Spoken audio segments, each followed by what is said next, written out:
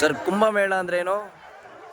ಈಗ ಕುಂಭಮೇಳ ಅಂತ ಹೇಳಿದ್ರೆ ಯಾರು ಕುಂಭಕವನ್ನು ಮಾಡ್ಕೊಂಡಿರ್ತಾರೋ ಅವರೆಲ್ಲ ಸೇರಿ ಒಗ್ಗಟ್ಟಿನಿಂದ ಒಂದು ಮೇಳನ ಆಚರಿಸ್ತಾರೆ.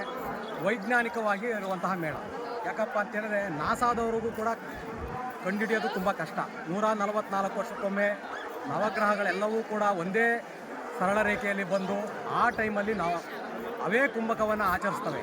ಅಂಥ ಸಮಯದಲ್ಲಿ ನಾವೇನು ಇಲ್ಲಿ ಈಡ ಪಿಂಗಳ ಸುಷಮ್ನ ನಾಡಿ ಪ್ರತೀಕ ಅಂತ ಏನು ಹೇಳ್ತೀವೋ, ಗಂಗಾ ಯಮುನಾ ಮತ್ತು ಸರಸ್ವತಿಯ ಪ್ರತೀಕ ಅಂತ ಹೇಳ್ತೀವೋ, ನಮ್ಮ ಶ್ವಾಸಗಳನ್ನು ಕುಂಭಕ ಮಾಡಿಕೊಂಡು ಕುಂಭಕರೆಲ್ಲರೂ ಕೂಡ ಬಂದು ನಡೆಸುವಂತಹ ಒಂದು ಸ್ಥಳವೇ ಕುಂಭಮೇಳ. ಅಂದರೆ ಇದು ನಮ್ಮ ಪೂರ್ವಿಜಕರು ಏನು ನಾವು ನಾಗಾ ಸಾಧುಗಳು ಅಂತ ಹೇಳ್ತೀರೋ ಅವರಿಗೋಸ್ಕರ ಆಯೋಜಿಸಿರುವಂತಹ ಮೇಳ. ಅಂದರೆ ಅವರಿಗೋಸ್ಕರ ಆಯೋಜಿಸಿರುವಂಥ ಮೇಳ ಅನ್ನೋದೇನೇ ಇಲ್ಲ. ಅದರ ಪರಿಪೂರ್ಣತೆಯನ್ನು ಜನಸಾಮಾನ್ಯರು ಕೂಡ ಅನುಭವಿಸ್ಬೋದು. ಅದರ ದಿವ್ಯತೆಯನ್ನು, ಅದರ ದೈವಿಕತೆಯನ್ನು, ಅದರ ಪುಣ್ಯಫಲವನ್ನು ನಾವು ಕೂಡ ಅನುಭವಿಸ್ಬೋದು. ಅಂತಹ ಒಂದು ಪರಿಪೂರ್ಣವಾದಂತಹ ಒಂದು ಮೇಳವೇ ಈ ಕುಂಭಮೇಳ. ಈ ಕುಂಭಮೇಳದ ವೈಶಿಷ್ಟ್ಯತೆ ಏನಪ್ಪ ಅಂತ ಹೇಳಿದರೆ, ಯಾವಾಗ ಸದಾ ನೀವು ಅಂತ ಇರ್ತೀರ ನೋಡಪ್ಪ, ನಾಗಾ ಸಾಧುಗಳು ಬರೀ ರುದ್ರಾಕ್ಷಿ ಮಾಲೆ ಹಾಕೊಂಡಿರ್ತಾರೆ, ಬೂದಿ ಸೂರ್ಕೊಂಡಿರ್ತಾರೆ, ಎರಡನೇದಾಗಿ ಅವರು ಕೈ ಮೇಲಕ್ಕೆ ಎತ್ಕೊಂಡಿರ್ತಾರೆ, ಕಾಲ ಮೇಲಕ್ಕೆ ಮಾಡಿ ತಲೆ ಶಿರವನ್ನು ಕೆಳಕ್ಕೆ ಮಾಡ್ಕೊಂಡಿರ್ತಾರೆ. ಈ ರೀತಿಯಾದಂಥ ಕೆಲವು ಅಸಹ್ಯವಾದಂಥ ವರ್ತನೆಗಳನ್ನು ಮಾಡ್ತಾ ಇರ್ತಾರೆ. ಆದರೂ ಇಂಥವರೆಲ್ಲ ಸೇರ್ಕೊಂಡು ಮಾಡುವಂಥ ಕುಂಭಮೇಳಕ್ಕೆ ನಾವು ಯಾಕೆ ಹೋಗಬೇಕು? ಅದರಿಂದ ಏನು ಫಲ ಸಿಗುತ್ತೆ ಅಂತ ಅರ್ಥ ಮಾಡ್ಕೊಳ್ಳಿ. ಸನಾತನ ಧರ್ಮದಲ್ಲಿ ಅಣು ರೇಣು ತೃಣಕಾಷ್ಟವನ್ನು ಕೂಡ ಭಗವಂತನ ಸ್ವರೂಪ ಅಂತ ಆರಾಧಿಸುವಂತಹ ಒಂದು ಪುಣ್ಯಭೂಮಿ ನಮ್ಮ ಭಾರತ. ಯಾವ ದೇಶದ ಜೀವ ಇದೆಯೋ ಗೊತ್ತಿಲ್ಲ, ಆದರೆ ಭಾರತ ಮಾತಿಗೆ ಜೀವ ಇದೆ. ಈ ಕುಂಭಮೇಳವನ್ನು ಯಾರು, ನಾನು ಹೇಳ್ತಾ ಇದ್ದೀನಿ, ಒಂದು ನಿಮಿಷ ಭಾರತ ಮಾತೆಗೆ ಜೀವ ಇದೆ ಅಂತ, ಆ ಜೀವ ಇದೆನಾ ನಾವು ವರ್ಣಿಸಿ. ನೀವು ಜೀವ ಇದೆ ಅಂತ ವರ್ಣಿಸೋದಕ್ಕೆ ಹೇಗೆ ಸಾಧ್ಯ ಅಂತ ಹೇಳಿದರೆ, ನೋಡಿ, ಈಗ ಡಚ್ಚರು ಬಂದರು, ಫ್ರೆಂಚರು ಬಂದರು, ಮೊಘಲರು ಬಂದರು, ಅದೇ ರೀತಿಯಾದಂಥ ಅನೇಕ ರೀತಿಯಾದಂಥ ಹೊರಗಿನವರು ಬಂದು ಆಕ್ರಮಣ ಮಾಡಿ ಸೂರ್ಯ ಮುಳುಗದ ನಾಡನ್ನು ಕಟ್ಟಿದ್ರು. ಆದರೂ ಕೂಡ ಅವರೆಲ್ಲ ಆಳಿ ಹೋಗಿ ಎರಡನೇದಾಗಿ ಜಾತಿವಾದಿಗಳು ಉಟ್ಕೊಂಡ್ರು. ಈ ಜಾತಿ ಆ ಜಾತಿ ಅಂತ ಹೇಳಿದರು. ನಮ್ಮ ಸಂತರು ಸನಾತರು ಏನಿದ್ರು ಅವ್ರು ಯಾರೂ ಕೂಡ, ಸನಾತಿಗಳು ಯಾರೂ ಕೂಡ ಜಾತಿವಾದವನ್ನು ಎತ್ತಿಡ್ದಿಲ್ಲ. ಅದನ್ನು ಜಾಡಿಸಿ ಕಾಲ ಹೊಡೆದಿದ್ದಾರೆ. ಆದರೆ ಇವತ್ತು ಅದಕ್ಕೆ ಜೀವ ಇದೆಯೋ ಇಲ್ಲ ನನ್ನ ಭಾರತ ಮಾತಿಗೆ ಅಂತ ಗೊತ್ತಾಗ್ತಾ ಇರೋಂಥದ್ದು ಈ ಪುಣ್ಯ ಮೇಳದಲ್ಲಿ, ಅಂದರೆ ಕುಂಭಮೇಳದಲ್ಲಿ. ಯಾಕಪ್ಪ ಅಂತ ಹೇಳಿದರೆ ಜಾತಿ ಮತ ಪಂಥಗಳನ್ನೆಲ್ಲ ಬಿಟ್ಟು ಇವತ್ತು ಕುಂಭ ಸ್ನಾನಕ್ಕೆ ಬರ್ತಾ ಇದ್ದಾರೆ ಎಂದು 110 ಕೋಟಿ ಇರುವಂತಹ ಈ ಪರಿಪೂರ್ಣವಾದಂಥ ಭಾರತ ಹಿಂದೂಗಳಲ್ಲಿ 50 ಕೋಟಿಗಿಂತಲೂ ಅಧಿಕ ಜನ ಈ ಕುಂಭಮೇಳದಲ್ಲಿ ಬಂದು ನಿಂತಿದ್ದಾರೆ ಅನ್ನೋದಾದರೆ ಅರ್ಥ ಮಾಡಲಿ ಭಾರತ ಮಾತೆಯ ಸನಾತನ ಧರ್ಮಕ್ಕೆ ಎಷ್ಟು ನಿತ್ಯ ನೂತನವಾಗಿದೆ, ನಿತ್ಯ ಚೈತನ್ಯ ಸ್ವರೂಪಗಳಾಗಿದೆ ಅಂದರೆ ಇದಕ್ಕಿಂತ ದೊಡ್ಡ ಉದಾಹರಣೆ ಬೇಕಾಗಿಲ್ಲ. ಎರಡನೇದಾಗಿ ಇದರ ವೈಶಿಷ್ಟ್ಯತೆಯೇ ಹೇಳ್ತೀನಿ. ಈ ಕುಂಭಕ ಮಾಡಿಕೊಂಡಂಥವ್ರು ನಮ್ಮಲ್ಲಿ ಯಾರು ಮಹಾಜ್ಞಾನಿಗಳಿರ್ತಾರೋ ಅವರನ್ನು ಅಮೃತ ಸ್ವರೂಪರು ಅಂತ ಹೇಳ್ತಾರೆ. ಅಮೃತ ಸ್ವರೂಪ ಅನ್ನೋದು ಯಾವಾಗ ಬರುತ್ತೆ ಅಂದರೆ ನಮ್ಮ ಶ್ವಾಸಗಳನ್ನು ಬಿಗಿಡಿದಂಥ ಸಂದರ್ಭದಲ್ಲಿ.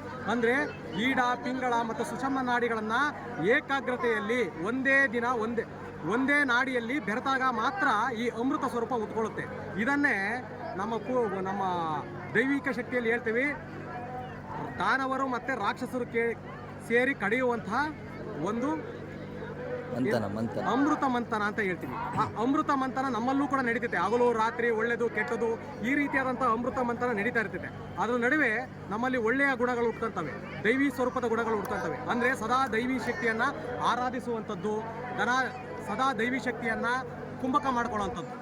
ಈ ಆರಾಧನೆ ಕುಂಭಕದಲ್ಲಿ ಅಷ್ಟು ವಿಶೇಷತೆ ಇದೆ ಅಂತ ಕೇಳ್ತೀನಿ. ಇದ್ರೆ ಯಾರು ಈ ಸ್ವರಗಳನ್ನು ಈಡನಾಡಿ ಪಿಂಗಳ ನಾಡಿಯನ್ನು ಸುಷಮ್ನ ನಾಡಿಯಲ್ಲಿ ಜಾಗೃತಗೊಳಿಸಿ ಅದನ್ನು ಕುಂಭಕ ಮಾಡಿಕೊಂಡು ಆ ಕುಂಭಕದಿಂದ ಸನಾತನೀಯರಾಗಿ ಸೃಷ್ಟಿ ಮಾಡಿ ಆಕಾಶ ತತ್ವವನ್ನು ಮೈಗೂಡಿಸ್ಕೊಂಡಿರ್ತಾರೋ ಅವರೆಲ್ಲರೂ ಬಂದು ಇಂಥ ಟೈಮಲ್ಲಿ, ಅಂದರೆ 144 ವರ್ಷಕ್ಕೊಮ್ಮೆ ನಡೆಯುವಂತಹ ಇಂತಹ ಟೈಮಲ್ಲಿ ಈ ಭಾರತ ಮಾತೆಯ ಮಡಿಲಲ್ಲಿ ಹುಟ್ಟಿರುವಂತಹ ಈಡ ಪಿಂಗಳ ಸುಷಮ್ನ ನಾಡಿಯ ಸಂಕೇತವಾದಂತಹ ಗಂಗಾ ಯಮುನಾ ಸರಸ್ವತಿಯ ನದಿಯ ಸಂಗಮ ಸ್ಥಳದಲ್ಲಿ ಮಿಂದಾಗ ಅವರು ಸರ್ವ ಪುನೀತರಾಗ್ತಾರೆ. ಯಾಕಪ್ಪ ಅಂತ ಹೇಳಿದ್ರೆ, ನಾವು ನಮ್ಮ ಊರುಗಳಲ್ಲಿ ಜಲತತ್ವ ಮತ್ತು ಭೂಮಿ ತತ್ವ ಇರುವಂಥ ಸ್ವಾಮಿಗಳನ್ನು ನಾವು ನೋಡ್ತೀವಿ.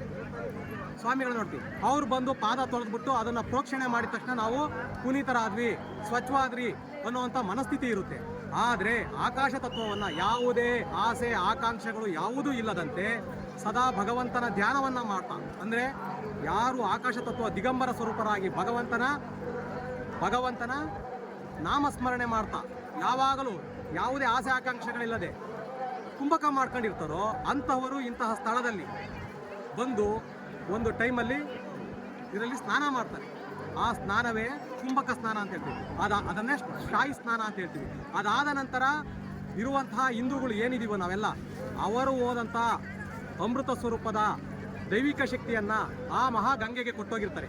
ಆ ಗಂಗೆಯಲ್ಲಿ ನಾವು ಮಿಂದೆದ್ರೆ ಇಂತಹ ಶಕ್ತಿ, ಇಂತಹ ಕುಂಭಕ ಶಕ್ತಿ, ಇಂಥ ಪುಣ್ಯ ನಮಗೂ ಸಿಗುತ್ತದೆ. ಆದ್ದರಿಂದ ನಾನೇನು ಹೇಳಿದೆ, ಈ ಕುಂಭಕ ಸ್ಥಳದಲ್ಲಿ ಬಂದು ಸ್ನಾನ ಮಾಡಿ ನಮ್ಮ ಹಿಂದೂ ಸನಾತನ ಧರ್ಮವನ್ನು ಎತ್ತಿಡಿರಿ. ನಾವು ಜಾತಿವಾದಿಗಳಲ್ಲ, ಧರ್ಮವಾದಿಗಳು. ನಾವೆಲ್ಲ ಹಿಂದೂ, ನಾವೆಲ್ಲ ಒಂದು ಅನ್ನೋದನ್ನು ನಮ್ಮ ಪೂರ್ವಿಕರು ಅವಾಗಲೇ ಸಾರಿ ಸಾರಿ ಹೇಳಿದ್ದಾರೆ. ಇದರಲ್ಲೂ ಒಂದು ವಿಶೇಷತೆ ಇದೆ.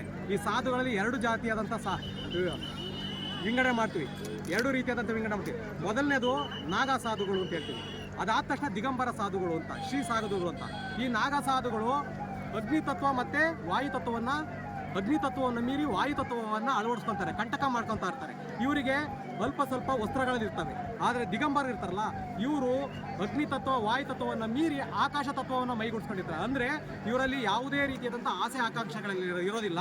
ಇವರು ಸ್ವತಃ ಭಗವಂತನನ್ನು ಸ್ಮರಿಸ್ತಾ ಅಮೃತ ಸ್ವರೂಪರಾಗಿರ್ತಾರೆ. ಅವರು ಬಂದು ಇಲ್ಲಿ ಮಿಂದೆದ್ದೇಳ್ತಾರೆ.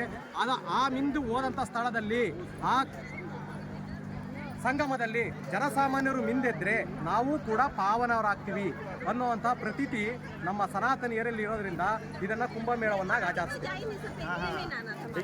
ಇದನ್ನ ಇಷ್ಟು ವಿಶೇಷವಾಗಿ ಕೊಂಡ್ರೆ ಇನ್ನು ವಿಶೇಷವಾಗಿ ಇಷ್ಟು ಪರಿಪೂರ್ಣವಾಗಿ ಈ ಬ್ರಿಡ್ಜ್ಗಳಾಗಿರ್ಬೋದು, ಕೋಟ್ಯಾಂತರ ಭಕ್ತರಾಗಿರ್ಬೋದು ಬರ್ತಾ ಇರ್ತಾರೆ. ಇವರು ಇಷ್ಟನ್ನು ಕೂಡ ಈಗ ಹೇಳಿದೆ, 110 ಕೋಟಿ ಹಿಂದೂಗಳಲ್ಲಿ 50 ಕೋಟಿಗಿಂತ ಅಧಿಕ ಜನ ಬಂದು ಹೋಗ್ತಾ ಇದ್ದಾರೆ. ಅಂದ್ರೆ ಕೋಟಿಗಟ್ಟಲೆ ಬರುವಂಥವ್ರನ್ನ ಈ ರೀತಿಯಾಗಿ ನಿಭಾಯಿಸುವಂಥ ಶಕ್ತಿ ಸನಾತನಿಯರಲ್ಲಿ ಮಾತ್ರ ಇರುತ್ತೆ. ನಾವು ಸನಾತನಿಯರಿಗೆ ಯಾಕೆ ಅಧಿಕಾರ ಕೊಡಬೇಕು, ಯಾಕೆ ಸನಾತನರನ್ನ ಆಯ್ಕೆ ಮಾಡಬೇಕು ಅನ್ನೋದಂದ್ರೆ ಇದಕ್ಕೋಸ್ಕರ. ಅವ್ರು ಯಾವುದು ಕೂಡ ಆಸೆ ಆಕಾಂಕ್ಷೆಗಳನ್ನಿರಲ್ಲ. ಯಾವಾಗಲೂ ಆಕಾಶ ತತ್ವವನ್ನು, ಅಗ್ನಿ ತತ್ವವನ್ನು, ವಾಯು ತತ್ವವನ್ನು ಮೈಗೂಡಿಸ್ಕೊಂಡಿರ್ತಾರೆ. ಅಂಥವ್ರ ಕೈಲಿ ಅಧಿಕಾರ ಕೊಟ್ಟಂತಾಗ ಪ್ರತಿಯೊಬ್ಬರನ್ನು ಕೂಡ ಸಮಾನವಾಗಿ ಕಾಣುವಂಥ ಮನಸ್ಥಿತಿ ಅವರಲ್ಲಿ ಇರುತ್ತೆ. ಇವತ್ತು ನೋಡಿ, ಯೋಗಿಜಿಯವರು ಅಂತ ಸಾಧನೆಯಲ್ಲಿ ಮುಳುಗಿದ್ದಾರೆ. ಯಾಕಪ್ಪ ಅಂದ್ರೆ ಇಷ್ಟು ಅದ್ಭುತವಾದಂಥ, ನಾವು ಮನೆಯಲ್ಲಿ ನೆಂಟರುಗಳು ಬಂದರೆ ಒಂದು 50 ಜನ 100 ಜನ ಬಂದರೆ ನಿಭಾಯಿಸೋದು ಕಷ್ಟ, ಏನೋ ಒಂದು ಎಡಕು ತೊಡ್ಕೊಳ್ಳೋ ಆಗ್ತವೆ. ಆದರೆ ಕೋಟಿಗಟ್ಟಲೆ ಇವತ್ತು ನೋಡ್ಬೋದು, ಸುಮಾರು 40-50 ರಾಷ್ಟ್ರಗಳಿಗೆ ಸಮಾನವಾದಂಥದ್ದು 50 ಕೋಟಿ ಜನಸಂಖ್ಯೆಗಿಂತಲೂ ಅಧಿಕವಾದದ್ದು. ಇಂಥ ಒಂದು ಸಂಗಮದಲ್ಲಿ ಬಂದು ಮಿಂದೆದ್ದು ಹೋಗ್ತಾ ಇದ್ದಾರೆ ಅಂದರೆ ಅವರಿಗೆ ಪರಿಪೂರ್ಣವಾದಂಥ ಒಂದು ವ್ಯವಸ್ಥೆ ಕಲ್ಪಿಸಿಕೊಟ್ಟಿದ್ದಾರೆ. ಅಂದರೆ ನಮ್ಮ ಸನಾತನೀಯ ಧರ್ಮ ಎಂಥ ಶ್ರೇಷ್ಠತೆಯಿಂದ ಕೂಡಿದ್ದು, ಸನಾತನರು ಎಷ್ಟು ಶ್ರೇಷ್ಠತೆಯಿಂದ ಕೂಡಿದ್ದಾರೆ ಅಂತ ನಮ್ಮ ಹಿಂದೂಗಳಾದವರಂತ ಅರ್ಥ ಮಾಡ್ಕೋಬೇಕು.